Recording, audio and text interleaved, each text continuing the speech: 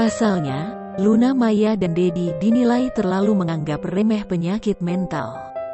Awalnya, Luna dan Dedi ditunjuk sebagai juri ajang pencarian bakat model Indonesian Next Top Model. Keduanya berkomentar tentang kehidupan satu kontestan, Danella Ilene Kurniawan.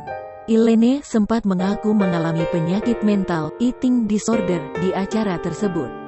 Namun, ia dianggap mendapat komentar pedas baik dari Luna Maya maupun Deddy Corbuzier. Sontak, hal tersebut menuai pro kontra di kalangan warganet dan jadi viral.